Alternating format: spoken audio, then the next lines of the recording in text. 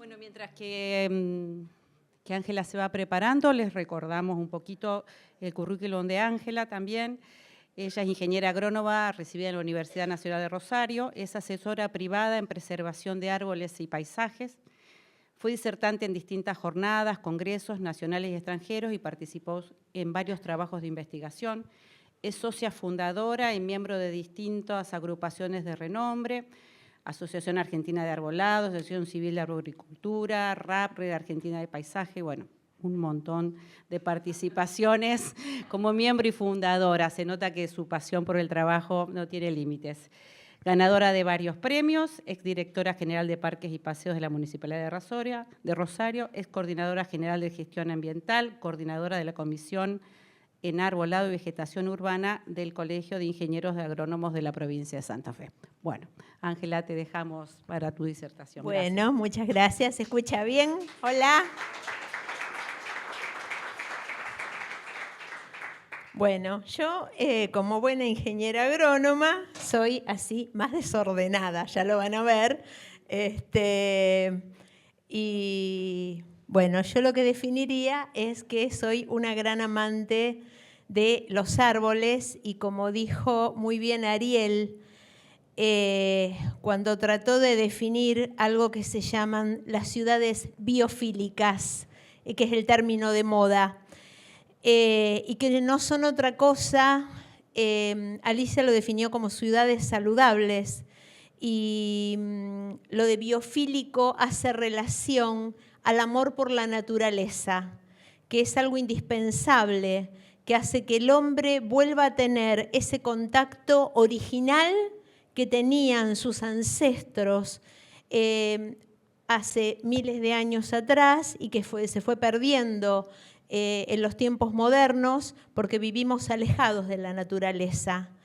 Y naturaleza es lo que nos hace sentir vivos, es el amor que sentimos por las mascotas, lo que nos hace sentir felicidad y es algo que no tiene precio y que sería tan importante que recuperemos. Dentro de las cosas que yo les querría... ¡Ay! Ya hice lío. A ver el que me iba a ayudar. ¿Vieron? Yo sabía que iba a tocar algo que no tenía que tocar. Porque se ve que en vez de tocar el botón de pasar, toqué el botón de apagar. Retame. Menos mal que estabas vos. Muchas gracias. Bueno, son los de arriba entonces. Bueno, yo acá lo que les vengo a contar es lo siguiente. Nosotros tenemos la siguiente situación. Rosario tiene una ubicación que es única. No es Córdoba, no es Santa Fe, no es Buenos Aires, no es Mendoza. Está asentada sobre la pampa húmeda, en uno de los lugares más estratégicos de la República Argentina, en el medio del ecosistema de la pampa húmeda. ¿Qué quiere decir? Que en los registros históricos, vamos a hablar de los históricos, no vamos a hablar de los últimos 4 años atrás que hubo una sequía, ni del último invierno que tuvimos unas heladas brutales y repentinas. Vamos a hablar de lo histórico, y lo histórico es 900 a 1000 milímetros al año distribuidos en otoño y primavera. Y vamos a hablar de temperaturas medias de invierno de 10 grados y de verano de 25 grados. ¿Todo eso qué logra? Que crezca todo, que cualquier cosa creciera y creciera maravillosamente y que eso nos hiciera sentir que total cortamos porque plantamos y lo que plantamos crece. Y así fue que nuestros ancestros trajeron de todo, y trajeron coníferas, y trajeron palmeras, y trajeron frutales, y en Rosario todo venía. Venía lo que era europeo, lo que era de Norteamérica, y venía lo que era todo crecía igual, maravillosamente. Eso por un lado. Entonces teníamos la vegetación pampeana, que ya la vamos a ver, del ecosistema de la Pampa, que no se caracteriza, salvo por el ombú, por muchos árboles. Pero también, ¿qué otra cosa teníamos? y ahora voy a ver si no meto la pata, ahí se ve, por una bendición que es estar al lado de una gran masa de agua, que es el Paraná, que además de atemperar las temperaturas, de moderar las temperaturas que tenemos, hace que baje por el río y el delta, o sea, la parte de las islas, la vegetación que viene, vamos a ver esa primera parte, a ver, ese ecosistema, parte de los bosques fluviales que vienen desde el Amazonas. Y ahí tenemos la Tesaria integrifolia, que es el aliso de río que viene desde los bosques fluviales de esa zona, que viene como macizo de árboles y que son parte de la fundación de las islas. El sauce criollo que sigue hasta el sur de nuestro país, que es el Salix humboldtiana, que es el colorado, que es el de madera dura, no es el mismo sauce que a veces plantamos en las calles y que tiene una vida corta, es mucho más lindo, es mucho mejor. Y después, no, eso es lo que vemos normalmente, es esa vegetación que vemos en los bordes, ya en la parte que tiene la media loma y la loma podemos encontrar los ceibales, el Erythrina cristagalli, el ceibo nuestro, que es el más bajito, el más gordito, pero bien rojo. Podemos encontrar el oreja de negro, que es Enterolobium, y me cuestan los nombres vulgares por ahí decírselos. El timbó, gracias, porque estaba por decir pacará. Pero también tenemos, aparte, el timbó blanco también, que es Albizia inundata. Bueno, y tenemos una serie de especies, el curupí, una serie de especies que son típicas del humedal y que son interesantes no solo para tenerlas del lado del delta, sino en nuestra ribera. Pero además de eso, y acá vemos algunos de los salvardones cuando recorremos el ecosistema del humedal, y ya que está algunas de las reservas que tiene Rosario en la isla, esto es recorriendo el San Marquitos cuando el Paraná está alto y se puede llegar a través de San Marquito a la reserva Los Tres Cerros enfrente. Aparte de eso, como dijo Mirta, Rosario está en medio del pago de los arroyos. ¿Y eso qué nos permite?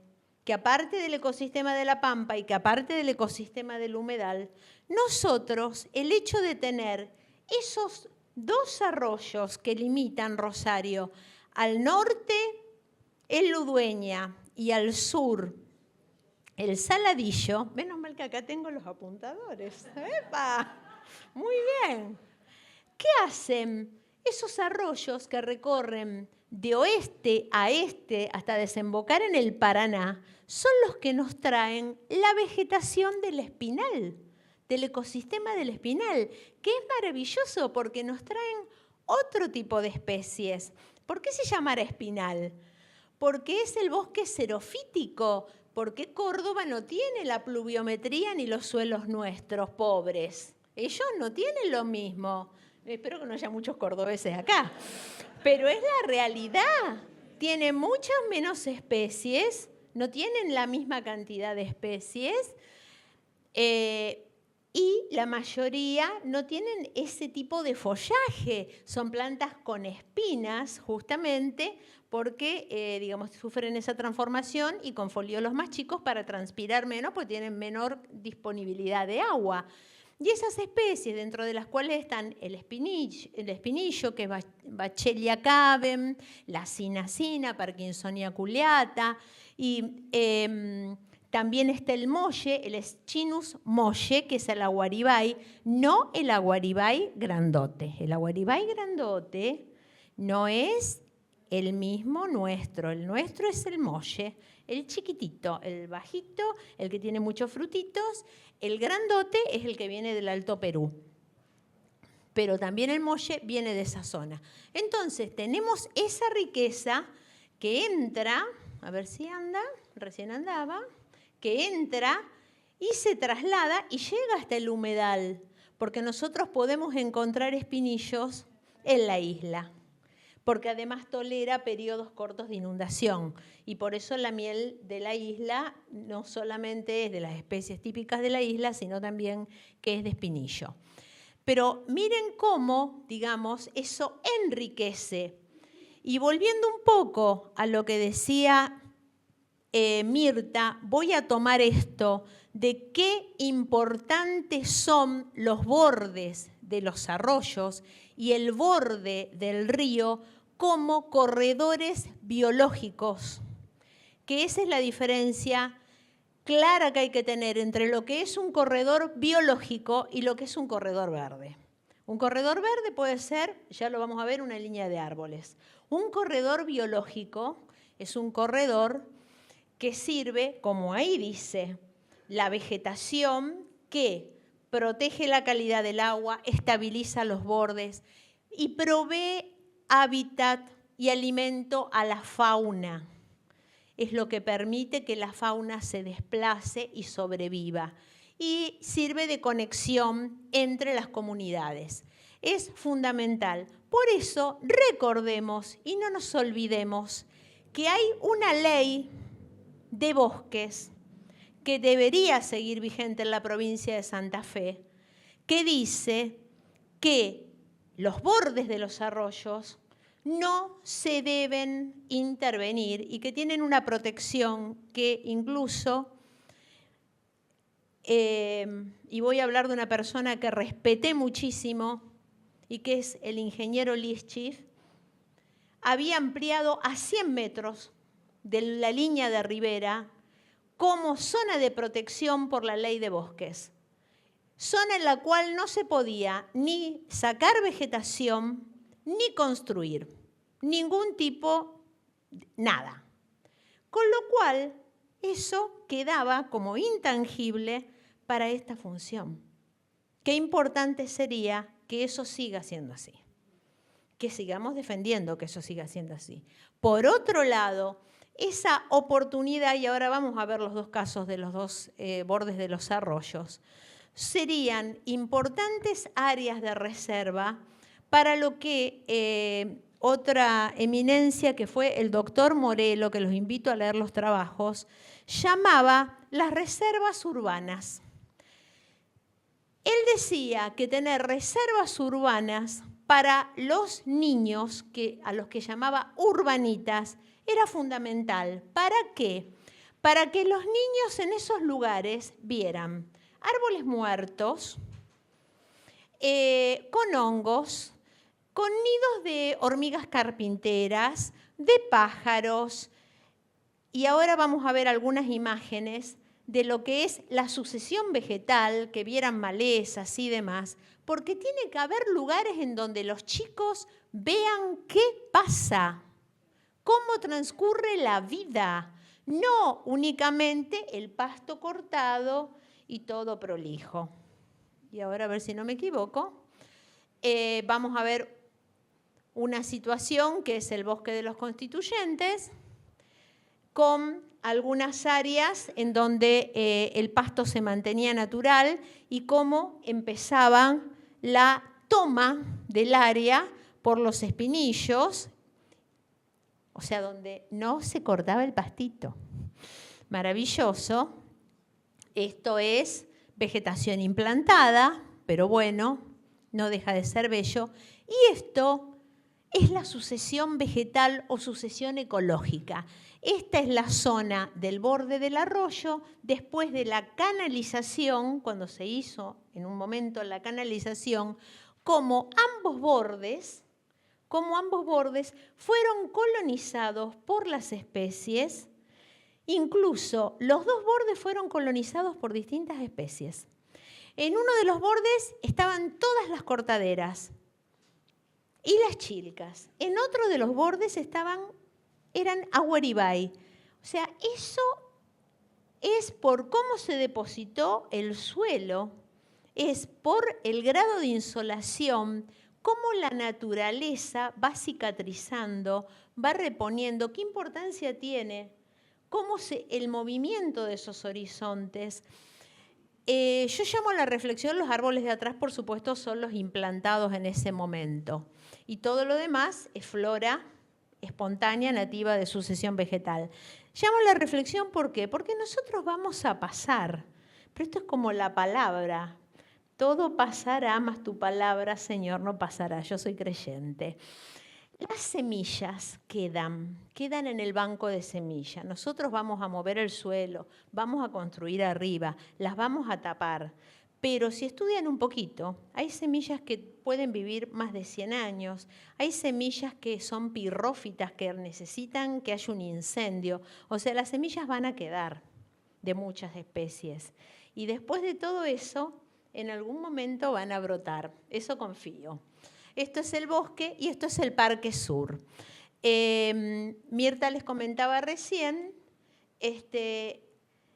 miren la diferencia entre nuestro Parque Sur y la zona que hoy por hoy está mucho más intrusada o alterada, de Villa Gobernador Galvez, que está básicamente constituida por espinillos. Y puse algunas, van a ver que en las imágenes hay muchas que son viejas, otras que son intermedias y otras que son actuales. Pero en esto también, en eso de que la vegetación sostiene el suelo, que es fundamental y es así, está demostrado que es así, como cuando hay lluvias importantes y el hecho de que la vegetación se saque, se desmonte, se corte y demás, hace que cuando haya gran afluencia de agua, el suelo se erosione y así se va modificando, digamos, se fue moviendo la cascada. Algo importante, hay muy poco texto, pero el texto lo puse a propósito. Para que veamos que no son todas ideas actuales. Cuando se planea para espacios verdes es importante incluir grandes bloques de tierra no desarrollada, quiere decir sin urbanizar, para proteger las especies en los ecosistemas nativos. Sin urbanizar y sin, aunque sean espacios recreativos, sin hacer caminos, o sea, una cosa es un camino como es este es un sendero, y esto es lo que se usa en el mundo. Los senderos están el pasto cortado, muy poca infraestructura. Yo me voy a permitir hoy algunos permisos, porque más allá de lo que pueda decir el currículum, el prontuario, como la cargaba yo acá, lo que me he dedicado en mi vida, mis vacaciones han sido hacer viajes con entreplantas para ir a visitar parques botánicos, jardines públicos y privados y hacer algunos cursos con gente del exterior. Para ver estas cosas, para ver cómo se manejan y qué cosas podemos copiar, de las que podemos copiar. Hay otras cosas que no son para nosotros. Y en el mundo se tiende a eso, a lo natural. Y acá llegamos al ecosistema urbano, que es totalmente diferente. Pero ya vimos cómo se entrecruzan los ecosistemas naturales en nuestra zona. O sea que ahí ya tenemos una gran biodiversidad. Pero a esa nos falta agregarle la del ecosistema urbano, que tiene que ver con todo lo que se plantó en algún momento en las calles de Rosario y que se plantó en función de lo que se usaba en el mundo. No es que a alguien se le ocurrió sin planificar, sino que se planificaba. Y en las épocas que se plantaron plátanos en la ciudad de Rosario, en 1926, en 1930, en finales de 1800, en las dobles alineaciones de las plazas, en todo el mundo se usaba el plátano como árbol de vereda, y se sigue usando porque es uno de los árboles que más tolera la contaminación y el manejo que se hace en las ciudades. Entonces, dentro del ecosistema urbano también tenemos especies que son típicamente usadas como arbolado urbano. Y hablando de lo que hablaba un poco Alicia, del tema de las altas temperaturas y de la calidad del aire urbano, llegamos a esto, al cruce de la isla de calor con las emisiones que se producen por los equipos de aire acondicionados, por las industrias, por la misma actividad humana, digamos, los equipos y los motores y todo eso, hacen que se produzca una serie de el smog o niebla tóxica, los gases y demás, que eso es lo que hace que esa temperatura ambiente aumentada más esos gases hacen que la calidad del aire en las ciudades realmente sea muy mala. Y la vegetación en los espacios verdes o la vegetación que nos brindan los árboles puede hacer que eso mejore. Y ahí ya tenemos que empezar a contemplar los espacios verdes, dentro de los cuales, para mí, digamos, es una cosa fundamental e importante el Parque Independencia. ¿Por qué? Porque el Parque Independencia fue pensado por gente en el año 1902, cuando se empieza, por alguien que pensó que expropiar y hacer un parque de casi 100 hectáreas, porque era como originalmente estaba pensando, en un lugar que iba a ser el futuro pulmón de una ciudad en crecimiento. Y así lo pensó. Y hoy creo que deberíamos mirarlo un poquito más y pensar que quien tuvo esa cabeza, y si ustedes se centraran un poquito en ver que la periferia del Parque Independencia estaba rodeada de árboles que formaban una verdadera barrera forestal por la especie con hoja persistente, por el tamaño, por la disposición, que hoy por hoy decimos una locura porque son eucaliptus, porque el eucaliptus quiebra, porque es una especie de primera magnitud, todo lo que ustedes quieran. Pero en ese momento, esa elección cumplía esa función. Y que generó una barrera protectora y que posibilitó justamente la protección de todo lo que iba dentro, contenido en ese parque. Y así cada cosa, cada avenida, cada una de las calles que son curvas y tienen cada uno una especie diferente, la de las magnolias, la de los jacarandáes, la doble avenida de las tipas, o sea, cada cosa, el rosedal. Y ejemplos, está bien, simultáneamente se hacía en Buenos Aires un parque similar, en Mendoza un parque similar y demás, pero cada cosa estuvo pensada y hoy por hoy está. Cuestión que hoy hacemos algo y cuesta muchísimo que sobreviva, sinceramente. Entonces, hay que tenerlo en cuenta y hay que conservar ese suelo permeable con esos ejemplares. Bueno, a ver si quieren dar la tecnología. Bueno, eso es para que vean, digamos, esta conjunción de volumen de vehículos y volumen de verde, la importancia que tiene. Ese es el volumen de masa verde que realmente necesita una ciudad como la nuestra. Algunas imágenes del parque. Y esto es alguno de los conceptos que hay y que maneja el Banco Mundial incluso para dar los créditos. No lo digo yo. O sea, la importancia de los árboles y de los suelos, de los espacios verdes, en la dinámica del flujo del agua, cuando hay grandes precipitaciones en ciudades en donde la mayor parte del suelo está totalmente impermeabilizado y cuando hay lluvias importantes, ustedes saben que inmediatamente, digamos, se colapsa y se inundan todos los lugares. Entonces, es fundamental tener esto. y después la belleza. Obviamente, yo voy a mostrar esta imagen. Si quieren, tengo la actual, pero yo creo que la contaminación visual de la actual, yo no la quiero mostrar, porque a mí no me agrada. Y fui docente de la Escuela de Diseño del Paisaje y durante más de 30 años, y creo que puedo opinar al respecto.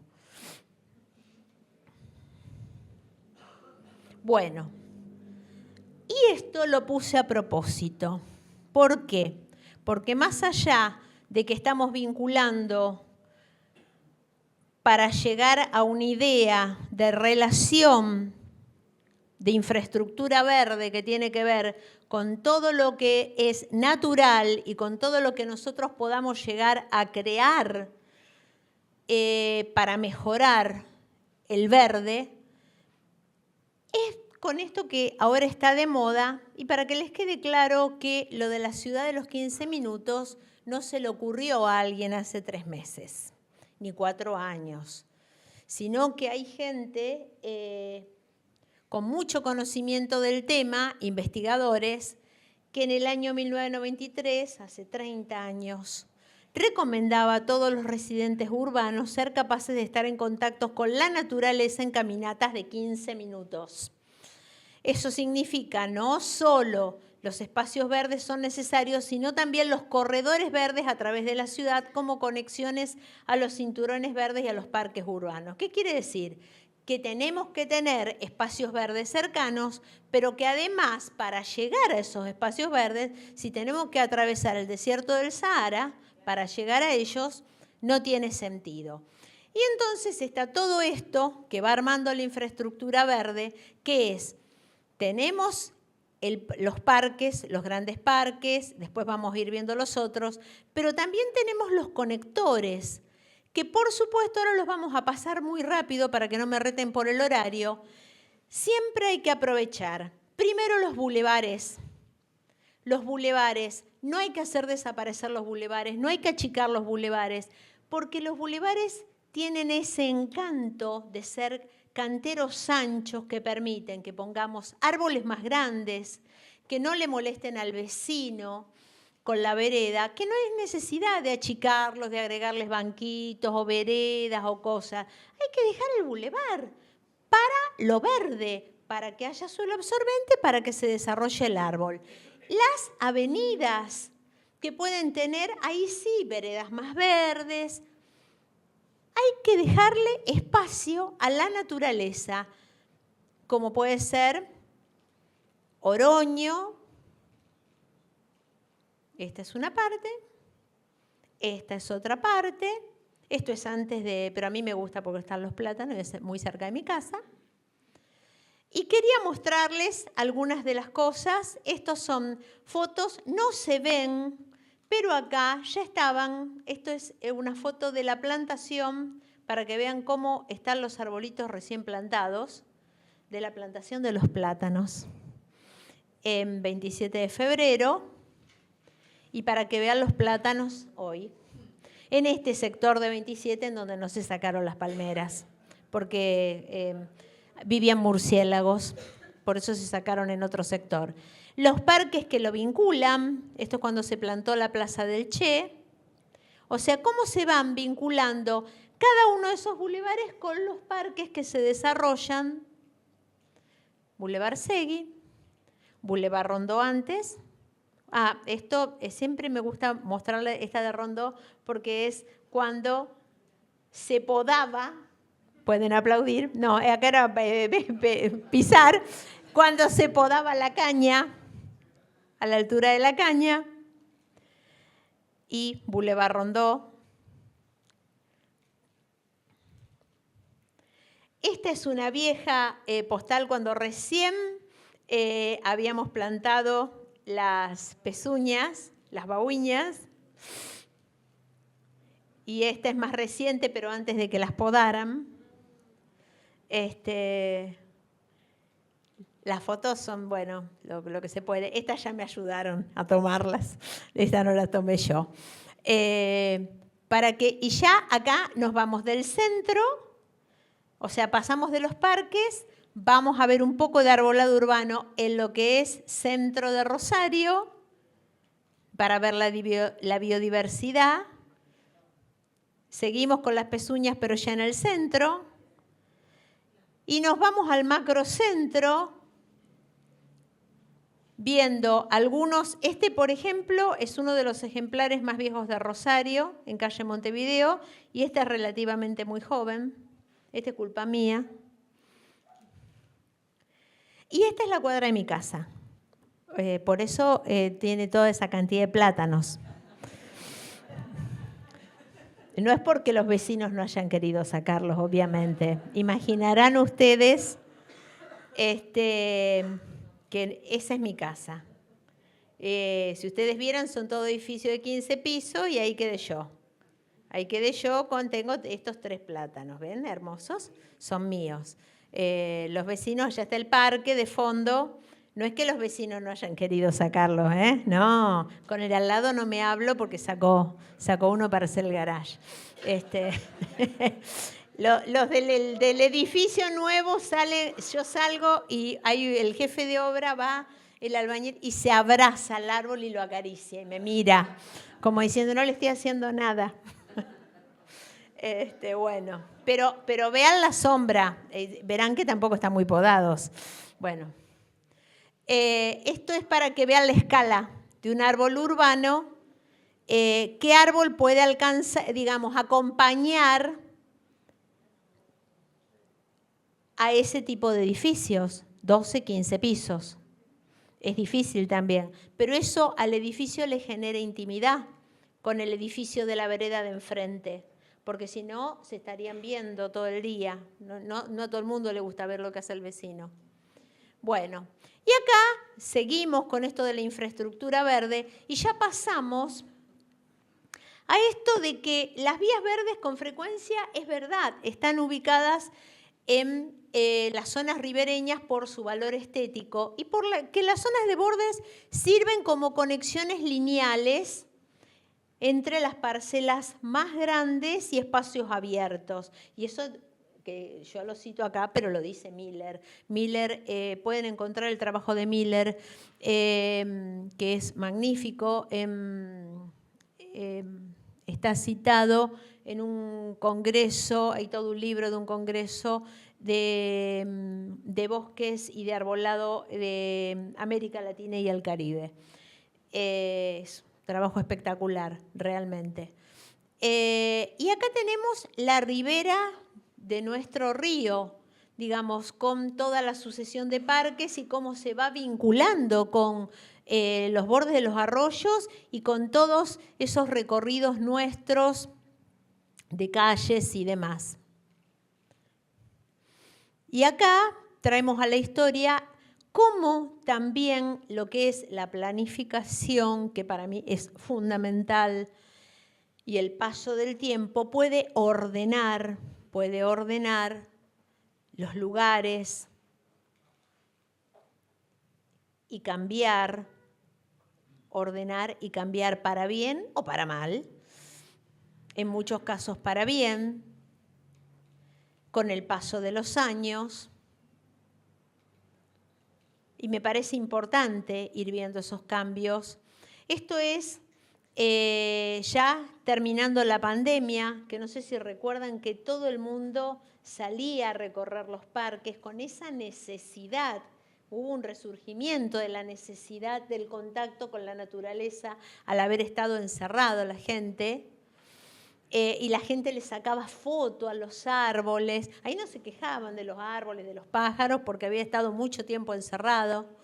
El tema, digamos, que acá no lo sufrimos, pero en otros países que tienen problemas serios con las abejas, con los polinizadores, y nosotros tenemos muchísimas especies que tenemos la suerte que atraen abejas y que sirven como para que son polinizadas por abejas, ¿verdad?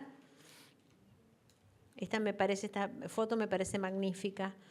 Y muchos de esos parques con conexiones, algunos dentro de la medida del ancho posible, pero en donde conviven, y quiero que vean eso, convive lo que se puede hacer para recorrerlos con la vegetación que había, que no se tocó, con la nueva vegetación y con la vegetación que nace en la barranca en forma natural. Esta que quedó, el Parque La Arenera, que quedó un poquito que le faltan algunos arbolitos. Hay algunos, ya van a crecer. Es difícil que crezcan los árboles. Más difícil hoy en día de lo que era antes, porque hay mucho vandalismo. Perdón. Bueno, acá un poco lo que contaba Mirta, en esta foto yo acá lo que agregaría es que se respetó mucho lo que había, que eso es muy importante. Se respetó no solo lo que había, que acá había una, digamos, esto era una alineación que en su momento había hecho quien estaba a cargo del ministerio, que es una colega y amiga queridísima mía, que está jubilada hace muchos años. Ella había puesto toda una línea de jacarandáes de un lado y toda una línea de lapachos de la otra. O sea, que de un lado era rosa y del otro era... Y repetimos y completamos con eso, porque era lo que había. Yo no me sentí con la autoridad de decir, le cambio porque a mí me gusta que sea todo rosa o todo lila o todo... No, se respetó eso. Y en la parte donde termina esto y en su unión con lo que es el ingreso de Rosario, había unos ejemplares, hay unos ejemplares maravillosos de ceibo y demás, y todo se conservó. O sea, se hizo un trabajo realmente a conciencia de relevamiento y demás, y se usaron incluso en la rotonda cortaderas enanas porque la gente que hace el mantenimiento no quería la otra porque lastima el mantenimiento al cortarla y al mantenerla y demás, pero se trabajó a conciencia permanentemente en todo eso, y acá también se había hecho todo un relevamiento en la parte de la planta de aguas para hacer como una especie de parque de la biodiversidad, y bueno, pero ahí quedó. Bueno, y estoy yendo para el otro lado, que es zona ribereña.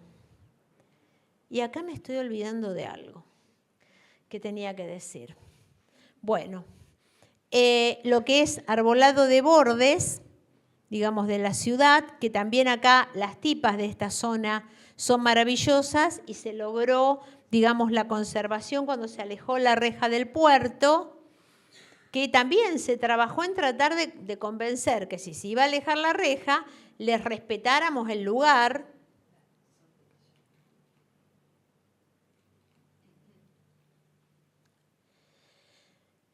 Qué importante esto, que cuando nosotros hablamos de conservar esa biodiversidad, la biodiversidad no es nada más tener muchas especies distintas, sino que incluye la función que cumple cada uno de esos árboles, la forma de esos árboles o de ese vegetal, cómo es su abundancia, su distribución, un montón de cosas. Y la observación de Anderson, que es tan simple y que dice que los ecosistemas urbanos es donde llega a su máxima simplicidad. ¿Por qué? Porque nosotros, ¿qué tenemos? Calles con una sola especie, a veces con muy pocos árboles en una calle. Y eso lleva no solo a que haya una sola especie de árboles y pocos árboles, sino que lleva a que no haya diversidad tampoco de especies de pájaros, de especies de insectos, más allá de que ahora todo el mundo odia a las catitas a la Miopsita monachus monachus, a la Sanenaida auriculata, porque los pájaros ensucian, porque hacen ruido, porque... Bueno, pero por eso es importante que nosotros preservemos o conservemos mayor cantidad de espacios, lo más grandes posibles, para poder tener mayor biodiversidad. Bueno, acá tendríamos lo que sería lo más completo posible si nosotros quisiéramos tener una especie de plano de la infraestructura verde de Rosario, que yo sé que Planeamiento viene trabajando, que estaba ahí durmiendo el sueño de los justos, pero que está viendo la luz, contemplando todas estas cosas, más todas las cosas que Alicia le quiere sumar, que sin lugar a duda, como yo siempre digo, todo suma. Ahora, si a mí me dan a elegir, sí, me dicen, ¿dónde ponemos un árbol? ¿En una maceta o sacamos 4 baldosas? Yo le voy a decir, saquemos 4 baldosas. Por supuesto, en las 4 baldosas plantemos un árbol chiquito. Porque si queremos plantar un árbol grande, necesito más espacio. Pero en suelo natural, todo, una enredadera, un yuyo, lo que sea, va a venir mejor. Eso no hay duda. Eso no hay duda. Pero todo suma. Todo atrae polinizadores, todo atrae insectos, aves y demás. Ustedes vieron que las palomas hasta en las macetas hacen nido. Sin lugar a dudas, todo suma. Ahora, lo que sean muros verdes, terrazas verdes y demás, siempre nos van a demandar mayor atención. Van a necesitar un riego, van a necesitar una renovación. No es tan sencillo de mantener como lo es una especie que esté en un suelo natural, que es más fácil de mantener. ¿Estamos? Pero volviendo a lo de infraestructura verde, es fundamental que tengamos en cuenta de aprovechar primero todo lo que sea armar, digamos, utilizar los espacios verdes, los corredores.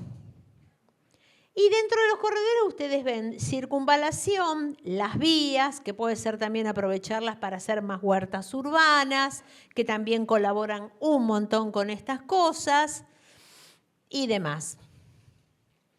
Y ya estamos terminando, así no me retan. Lo importante es que el desarrollo urbano, en forma diferente que en los paisajes naturales, trabaja contra la conservación de especies, y esto es muy importante, fragmentando los hábitats, introduciendo especies exóticas o interrumpiendo los ciclos de disturbios naturales del paisaje o introduciendo diferentes ciclos. Esto de fragmentar los hábitats es muy importante. No solo fragmenta los hábitats, sino que nosotros mismos, cuando, por ejemplo, tomamos un parque y empezamos a hacerle una intervención con caminos, un gran espacio verde, y decimos, ahí vamos a hacerle algunos caminos y vamos a ponerle mobiliario. Entonces, si ustedes se imaginan un lugar verde, la sensación, imaginen un lugar verde, la tranquilidad que les da ver algo verde y con árboles. Cuando ustedes eso ya lo intervienen con un camino. Si es un senderito, es una cosa. Si es un camino más ancho, de hormigón, raspinado, ancho, como yo les decía, los hacía reír mucho, les decía, tienen que desfilar los granaderos. ¿Por qué tan ancho? Y ahí empezábamos la lucha, que en vez de 7 metros, que no 5, que en vez de 5, que no 3, que en vez de 3, que tenga menos. Bueno, no, porque los he peleado a todos. Pobres, me han tenido que aguantar. Pero es verdad, eso y otro camino, y otro camino, y otro camino. ¿Y ese para dónde va?